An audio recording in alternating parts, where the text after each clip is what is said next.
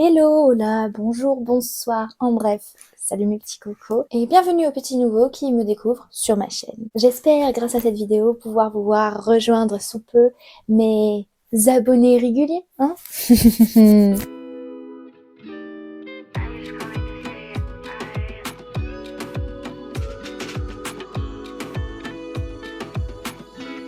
Parce que ça va faire longtemps que je n'en ai pas filmé une, je tenais à vous confirmer qu'il s'agit de la 5e vidéo de cette chaîne sur des lectures imagées. Que cette fois, j'ai bel et bien en ma possession, comparé à la dernière vidéo. C'est dans ma bibliothèque. Normalement, elle est là-bas, mais là, je les ai vidées pour la vidéo pour pouvoir vous les montrer. Elles sont juste derrière moi, mais c'est caché par le fauteuil. Donc, surprise, surprise, de quoi je vais parler. Restez jusqu'au bout et vous le découvrirez. Le watch time, la technique, vous connaissez. J'ai pas du tout appris ça des meilleurs youtubeurs ever. Copier-coller, moi, non. Donc comme c'est une collection, une série qui n'est pas finie encore aujourd'hui en version française, il me manque les 4 derniers tomes en plus traduits qui existent déjà, plus le 5e qui est dans la langue originale pour l'instant seulement. Donc de quel type de lecture à bulles s'agit-il pour cette vidéo cette fois-ci? BD ou planche japonaise? Nous allons le découvrir ensemble. Si vous vous rappelez bien, ou veuillez bien jeter un petit coup d'œil à ma chaîne si vous tombez sur moi pour la première fois, vous verrez que la dernière vidéo que j'ai fait sur mes lectures imagées de ce style, de ce type, avec ce titre, qui est la numéro 4, c'était sur une bande dessinée, sur un comic. Et du coup, comme je l'ai expliqué dans les 3 premières vidéos au moins je pense de ce style, je compte alterner un coup sur deux les 2 styles de littérature avec des images que je lis, donc la bande dessinée ou le manga. Et donc vu que c'était une bande dessinée la dernière fois, les rouages se mettent en place et vous avez compris, là on va parler d'un manga, enfin d'une collection de mangas, parce que techniquement il n'y en a pas qu'un seul, un tout petit tome, non, il y en a plein. Mais c'est rapide à lire, donc c'est pas problématique. C'est comme si c'était 2-3 gros romans, quoi. Bon, avant de vous la présenter, moi j'aime bien à chaque fois dans ce type de petites vidéos vous expliquer comment je me suis mise à sa découverte, / à sa lecture, ce genre de série, bande dessinée, manga, tout type de littérature avec des images illustrées. Donc il faut savoir que pour mon anniversaire, mon père ne sait jamais quoi me prendre, donc à chaque fois il est là, il me demande en gros, il me fait tu veux quoi pour ton anniversaire, tu veux quoi comme cadeau? Moi je suis là, des livres, depuis toujours, je sors à chaque fois des livres, il est là, mais c'est pas des vrais cadeaux. Vu le prix que c'est, moi je suis c'est des vrais cadeaux, mais bon, à chaque fois il était non j'ai pas envie de t'acheter des livres, du coup soit il me faisait faire genre des restos, soit il me faisait faire shopping, des trucs comme ça, et bon, ok. Whatever. Un autre jour, je crois pour mes 16 ans, du coup, il est là. Bon, tu veux quoi comme cadeau? Encore une fois pour mon anniv. Et moi, c'était la période où je commençais à arrêter de lire. En plus, non seulement j'avais ma liseuse depuis quelques années maintenant, donc j'ai arrêté de lui demander les livres puisque je les téléchargeais automatiquement et c'était gratuit, ça valait mieux. Et je lui demandais pas d'autres types de lecture parce qu'il me refilait toutes ces BD comme Marvel, comme je vous l'ai dit.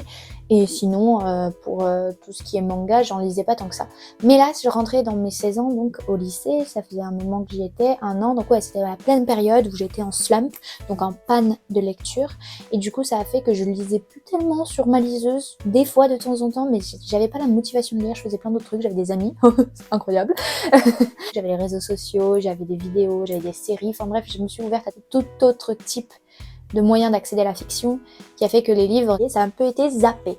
Du coup, là je vais pas demander le livre, le seul truc que je continuais à lire, c'était des mangas. Sauf que là j'en avais marre, je relisais 15 000 fois le même. Bon, je l'aime beaucoup, hein, Love Mission, hein, comme je vous l'ai déjà présenté, et un autre que je n'ai pas encore présenté, que maintenant j'aime beaucoup moins, mais à l'époque je l'aimais bien.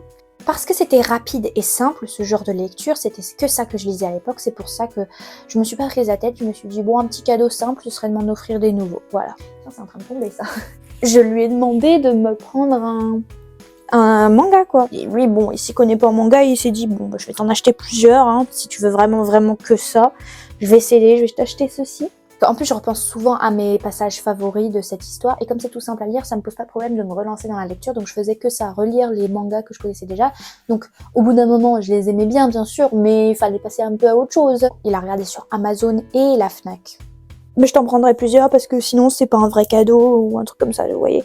Et du coup, après quand je lui ai montré sur la Fnac ou Amazon le prix, il a fait ah, bah 3 ça suffit en fait. C'est bon, je suis pas un radin, mais voilà quoi, c'est pas donné. Et en effet, pour des petits tomes, c'est pas donné les mangas. Ceci dit, du coup, moi j'avais pas envie de relire les mêmes histoires, mais je n'y connaissais rien. Je ne connaissais pas qu'est-ce qui étaient les bons mangas à la mode, je ne connaissais rien du tout. Du coup, je ne savais pas quoi lui faire, donc je lui ai dit de prendre dans la catégorie romance. Je savais même pas le terme shoujo à l'époque, alors que c'est littéralement ceux des jeunes filles innocentes qui tournent autour de l'amitié, de l'amour, tout ça. Donc ce que j'ai déjà lu avec Love Nation et l'autre série que je n'ai pas encore présenté en vidéo, mais que je vous présenterai un jour, donc c'est pour ça que je ne la mentionne pas encore, ce sera la surprise. Il a pris ça, il a cherché, il m'a trouvé, il me les a donnés à mon anniversaire, et j'ai lu direct, pas perdu de temps. Enfin bref, les vieux et leur obstination. Il voulait pas m'acheter de livre jusque-là, puis d'un coup il se met à m'acheter. Il est d'accord pour m'acheter un manga, puis il fait ah finalement ça vaut le coup comme cadeau. Bah oui, tu crois quoi? Finalement tous les livres que je voulais moi quand j'étais petite, t'aurais pu me les prendre. Il m'avait déjà acheté quelques BD ceci dit aussi, dont je vous parlerai aussi dans ces vidéos. Mais enfin, il n'est pas du coup tombé sur une série qui est bien dans les clichés gnangnan et tout que. Bah dans les mangas j'aime bien lire mais sans plus, à force quand je lisais à côté des romans où il se passait bien plus de choses, j'avoue que des fois le manga ça m'ennuie, mais au moins c'était joli donc avec les beaux dessins, donc c'est pour ça que je continue à lire. Mais j'espérais oui ne pas tomber sur une romance qui soit trop nulle, on va dire. Puisque des fois il y a certains mangas c'est soit un peu bizarre, soit juste très long avant qu'il se passe la moindre chose. Donc là j'avais un petit peu envie que ça change, j'avais 16 ans, ça y est, c'était fini le côté oh c'est mignon, c'est romantique, il lui a dit bonjour. Mais du coup ça a fait que dès que j'ai commencé à lire ces 3 petits premiers tomes, j'ai réalisé direct que c'était pas le même genre de rythme que d'habitude l'évolution de cette relation. Il y a beaucoup de taquinerie certes entre les deux personnages, et surtout le personnage masculin il était beaucoup plus rentre dedans, et elle fait un peu plus, pas sa prude, mais ça bornait en mode oh, il y a des limites, voilà. Donc ça changeait un peu de la dynamique habituelle de la fille qui est toute timide et du gars qui l'aime bien mais qui se montre chevaleresque. Enfin, j'aime bien cette romance-là aussi de temps en temps, mais là j'étais tombée sur autre chose et ça m'allait très bien parce que j'ai découvert un autre style de relationship, de ship, de comment j'aime, c'est genre les opposés qui s'attirent, la romance un petit peu interdite, le côté la fille sérieuse certes, mais genre dure, badass, un peu je suis parfaitement bien toute seule, et le gars qui s'en fout de tout, qui est blasé, qui est un petit peu pervers, qui fait des blagues et qui est un peu possessif aussi, si je l'ai bien aimé. Même si c'est un shoujo au départ, parce que c'est évidemment une jeune fille, quand elle commence la série, ça devient petit à petit un gensei. J'ai appris que ça c'est la catégorie de manga pour les jeunes femmes, donc c'est-à-dire que comme elle vieillit, comme les personnages grandissent et vieillissent, on les voit passer du lycée à l'université, et à l'université c'est des jeunes femmes, c'est plus des enfants. Donc pareil, les relations mûrissent, les actions, les types de romances changent un peu. Mais ça reste la même série, et du coup c'est comme si on s'attachait et on grandissait un petit peu. Pas vraiment grandir, mais on voit l'évolution de ce duo. Donc pourquoi j'ai direct accroché? Parce que c'était une romance où la progression de la relation, comme je vous le dis depuis tout à l'heure, entre la protagoniste et le personnage masculin principal avance bien par rapport à la suite. Je m'en rends compte très vite dans les 3 premiers tomes, mais c'est d'autant plus exponentiel pendant les suivants. Les 14 autres. Les contacts physiques, les scènes de déclaration, les étapes, on va dire, de couple, qu'un couple fait.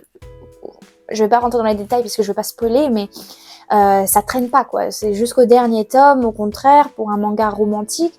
Moi qui voyais que des trucs très prudes, très gnangnan jusque-là, ça m'a donné la même sensation que quand je lisais un roman d'amour où je suis à fond, ultra investie, je ressens les choses, j'ai le cœur qui bat, je rigole, je glousse, je suis en mode yeah et je chippe à fond quoi. Du coup, après avoir eu ces 3 premiers tomes, ça se lit à une vitesse éclair. Donc après, je les relis de temps en temps et ça me plaît, mais je demande vite quand même à ma maman si je peux avoir la suite pour d'autres fêtes. Donc Noël, c'était juste après, et pour Noël, ça a pas perdu de temps, je crois. Je sais plus si c'était l'année même ou l'année d'après, mais en tout cas, je sais que pour Noël, d'un coup, j'ai ouvert une boîte il y avait toute une collection de mangas et j'étais oh trop bien, et c'était toute la suite, je crois que c'était jusqu'au tome 16, donc j'avais eu 13 tomes d'un coup de cette série que j'ai du coup lu, et c'était trop bien, et ça allait de mieux en mieux la série, j'étais en mode c'est tout ce qui était jusque là publié en édition francophone. Je crois que non, j'en ai pas eu 13, du coup j'en ai eu 12 ou 11 parce que entre temps j'en ai quand même eu un ou deux de plus que j'ai eu, que j'attendais les sorties à chaque fois et j'ai demandé à l'avoir, et c'était dans avec d'autres cadeaux parce que pareil, ma maman elle me prend pas juste un seul tome, elle m'a pris d'autres petits trucs avec. Et... Bref, c'était très très bien de continuer. Maintenant c'est la première fois que je fais ça, d'habitude à chaque fois je lis des séries, des collections de mangas qui sont déjà finies, et du coup ça fait que soit j'ai tout d'un coup, soit j'emprunte et je lis en ligne le reste jusqu'à ce que j'ai la version papier. Mais là c'était la première fois qu'il fallait attendre à chaque fois la traduction parce que évidemment moi je parle pas japonais, donc je ne peux pas lire le japonais, et nous les français on est prioritaire par rapport aux anglais, donc finalement c'est vraiment faut attendre la traduction française, pas la traduction anglaise, donc je peux même pas tricher avec l'anglais.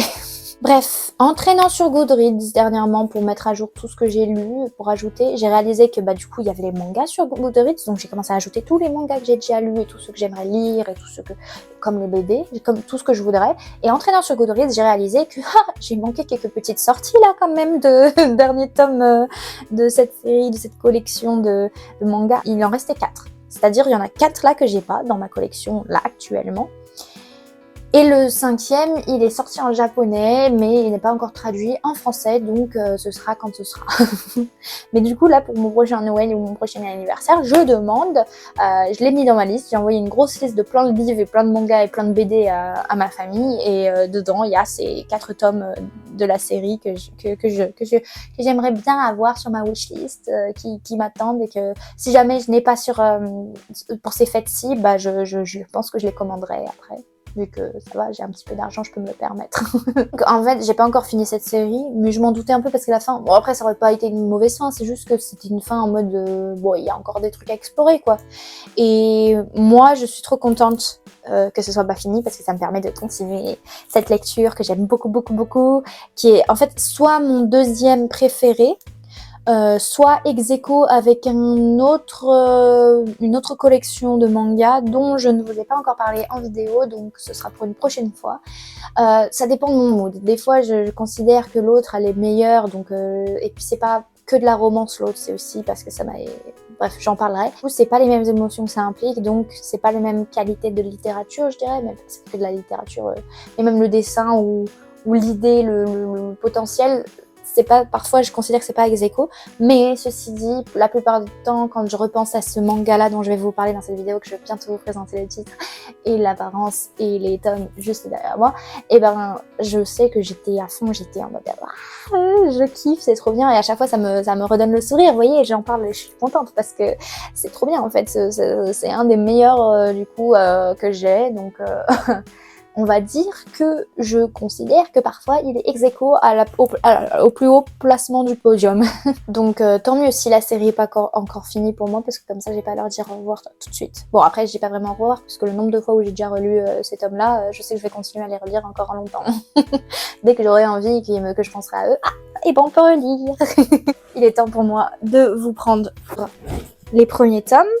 Il s'agit de, comme vous pouvez le lire, du manga intitulé Cheeky Love. En français, enfin en anglais et français. Je ne connais pas le nom japonais, et puis j'ai peur de trop mal prononcer, donc je le préfère. Il a été écrit et dessiné par Mitsubashi Miyuki et qui a été traduit en français par Lucie Bourgeois. Donc de l'édition, je vois Delcourt Tonkam.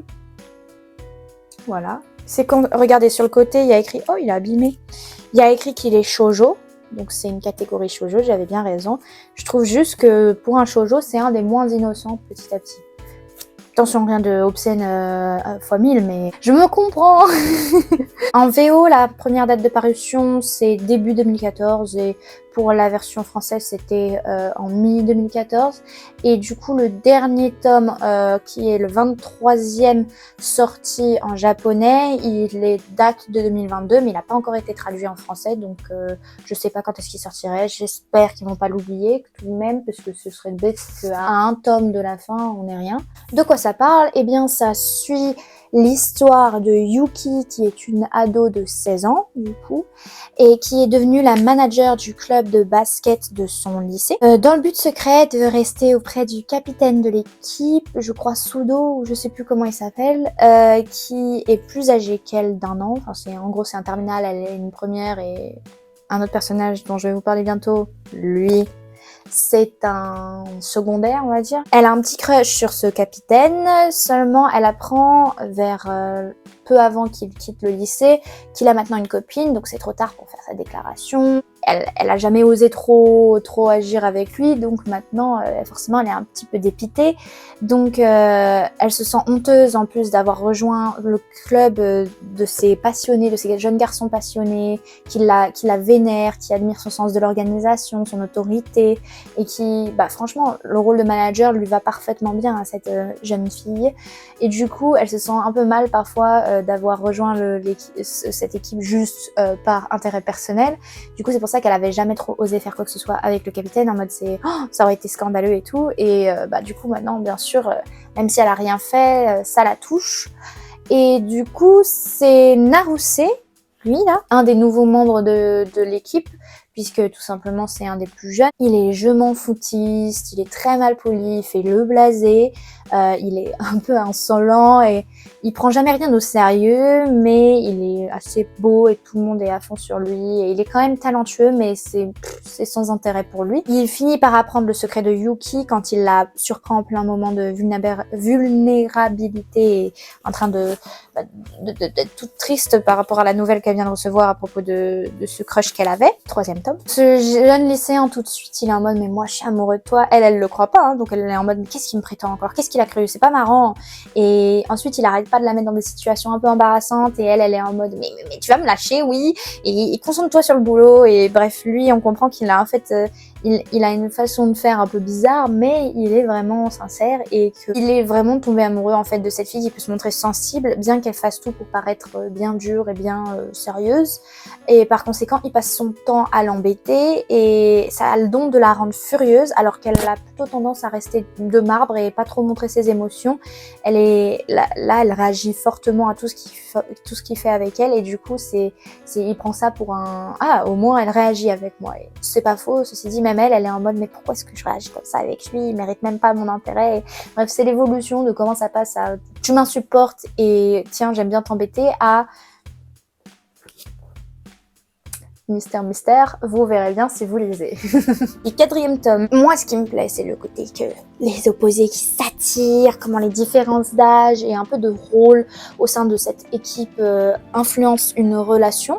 Et tout au long de la série, c'est si bien scénarisé et développé que moi je recommande fortement évidemment, hein, c'est pour ça que je vous en parle dans cette vidéo avec un si grand smile.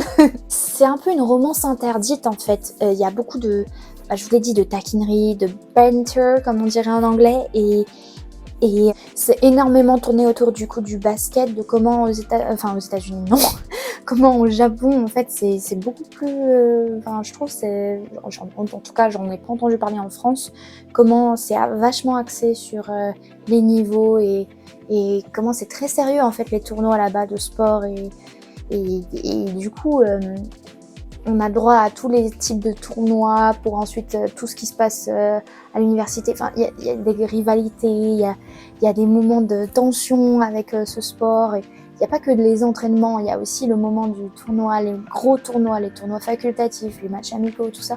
On suit tout. On suit comment, au cours d'une année, tout se passe pour un club de basket dans ce lycée de Japon. Et c'était très intéressant. Ça rajoutait une intrigue en plus que de la romance. Même si c'est très axé sur la romance, faut pas non plus déconner. Donc Shiki en français ça veut dire un peu insolent, effronté, impertinent, mais d'une façon un peu mignonne. C'est pas comme t'es effronté, c'est tu t'es effronté. Shiki ça veut dire ça un peu. Le titre est parfait pour représenter le genre de cours que fait le personnage principal masculin à notre héroïne féminine. Mérite. Qu'est-ce que je fais moi? Je vous montre le 10 avant le 6. Voilà, c'est là. Le développement de cette relation mérite d'être lu par beaucoup plus de monde, selon moi, donc c'est pour ça que je vous le présente. Oui, là, il y a 2 monsieur sur la couverture. Ça peut vous faire croire que c'est un triangle amoureux. Ça dépend de ce que vous considérez un triangle amoureux. Si genre les 3 personnes, il y a des sentiments qui sont invoqués, ou alors la fille là, comme c'est souvent le centre, le personnage principal, si elle a des sentiments pour les deux, est-ce que vous considérez ça comme un triangle amoureux? Normalement oui. Si par contre elle a des sentiments que pour une personne, mais un des 2 garçons est amoureux d'elle, est-ce que ça le considère comme un triangle amoureux?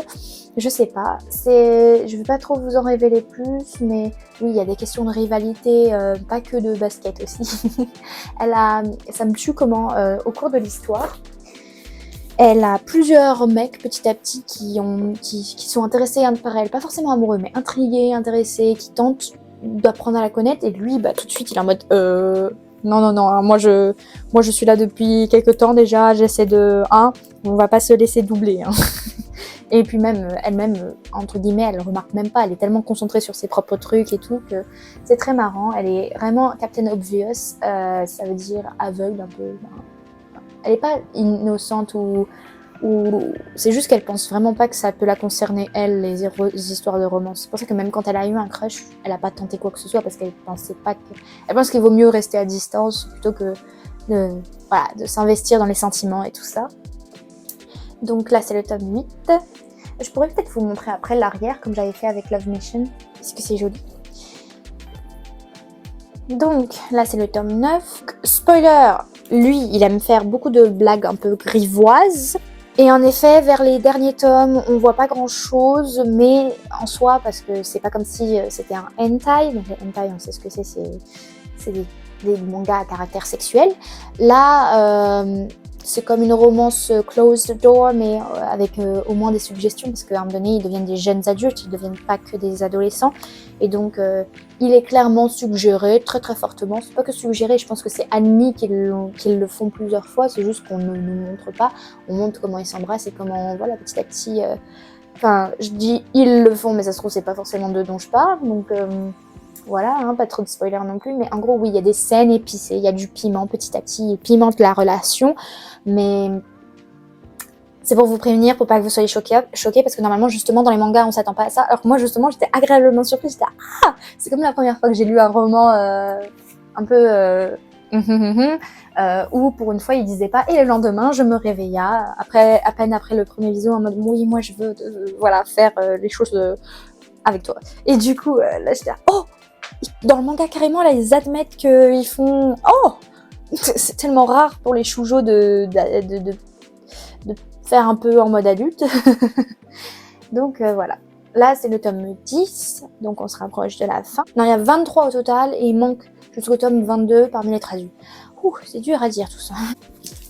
Voici le tome 11, donc là il n'y a que les messieurs dessus. À l'arrière il y a notre personnage principal féminine, n'empêche, je vous montrerai du coup après les arrières. Après il y a de nombreux personnages secondaires, en dehors de par exemple lui qui est un autre personnage masculin qui n'est pas le principal. Des fois on a des passages où on le suit un peu dans son histoire, mais sinon il y en a plein d'autres qui servent un peu de comique en fait, qui apportent l'aspect com à la rom-com que c'est ce genre de manga. Moi j'ai beaucoup rigolé, même si bon après souvent ils sont tellement tournés en dérision ces personnages secondaires que peut-être ils peuvent vous saouler par moments, mais en même temps, c'est ce qui fait le charme de cette série, c'est qu'il y a un côté aussi esprit d'équipe, le côté qu'on voit les évolutions, comment d'une année à l'autre, certains personnages doivent partir, d'autres arrivent, des nouveaux.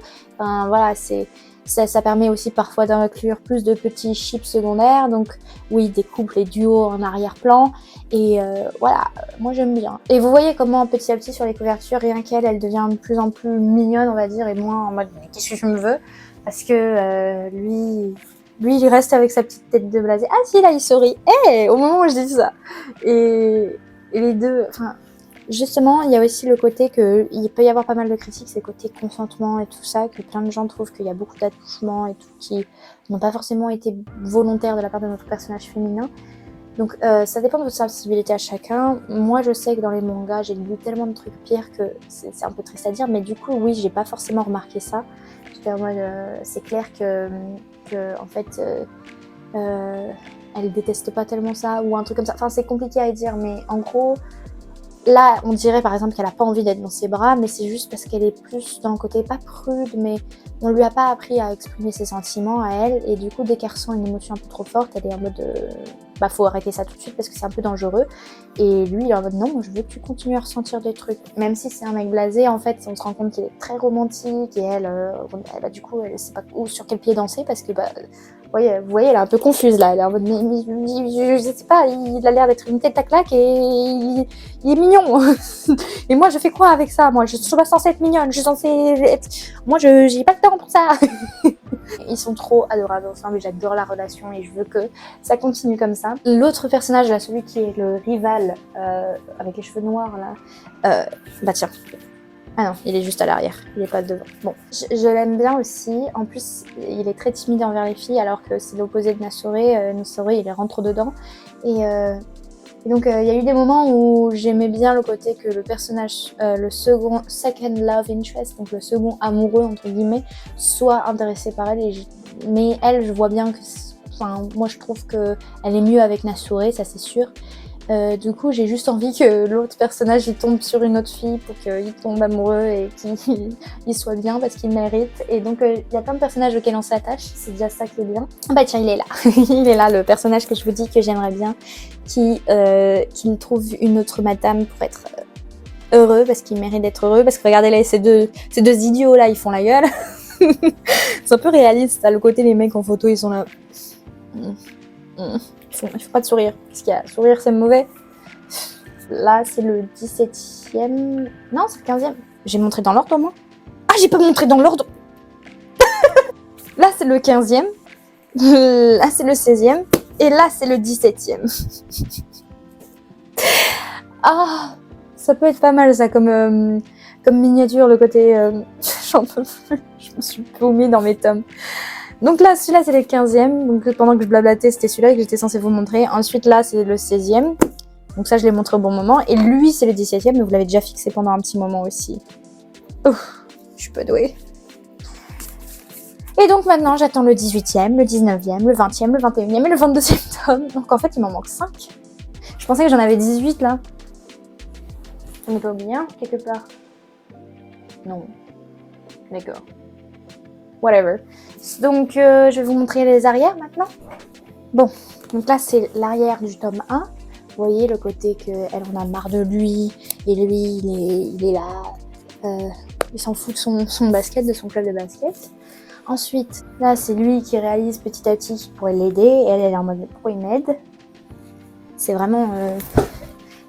en fait, on voit ça va être un peu un spoiler, j'ai l'impression, les arrière-plans, mais c'est tellement beau, donc c'est pour vous montrer le style du dessin aussi, parce que c'est le seul moment où c'est colorié.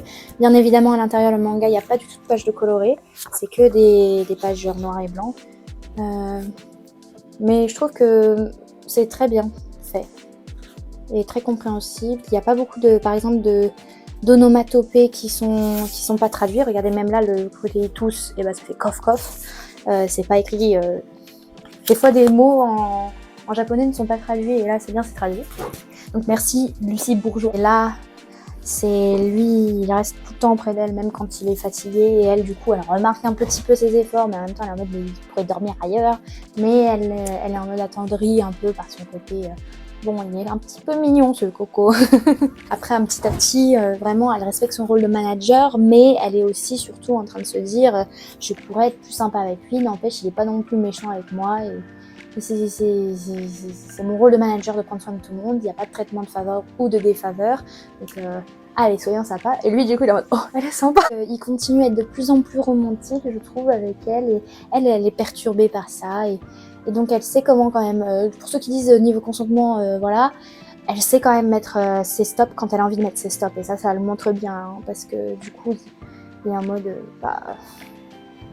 j'ai envie, mais si tu veux pas, je veux pas non plus forcer. Enfin, petit à petit, elle le laisse quand même se rapprocher. Et ça prouve bien qu'il y a moyen de moyenner. Et donc, arrêtez les gens de dire gna gna, il a forcé et tout. Non, hein, mademoiselle, elle s'est laissée ouvrir l'esprit petit à petit à l'idée que bon, il est peut-être un peu plus jeune qu'elle, pas toujours mature, et Mais peut-être que l'un pour l'autre, c'est la meilleure chose qu'ils peuvent s'apporter parce que lui, il a besoin de quelqu'un qui lui mette un peu de sérieux dans sa vie et elle a besoin de se détendre, tout simplement. Donc là, c'est les autres membres de l'équipe de basket. Au moment où ils sont au lycée. Donc je connais, enfin même en relisant 15 fois l'histoire, je connais pas tous les prénoms parce que c'est pas toujours des prénoms faciles à retenir et en plus il y a quelques personnages que je vois bien, quel genre de personnalité ils ont, mais je trouve que ils marchent en tant qu'équipe, ils marchent pas en tant que personnage solitaire et individualisé. C'est déjà pas mal pour un manga que ce soit bien développé parce qu'il y a plein de mangas où voir des personnages secondaires ou d'arrière-plan en groupe, c'est vraiment genre comme si c'était un chœur dans un théâtre et qu'il n'y avait pas d'originalité personnelle. Là, il y en a un petit peu, on en est au tome 8. Ils sont mignons, encore une fois. Elle qui fait sa sérieuse, lui qui est en mode moi je pense qu'à toi. Tome 9. Regardez-moi ça. Il se tiennent par la main.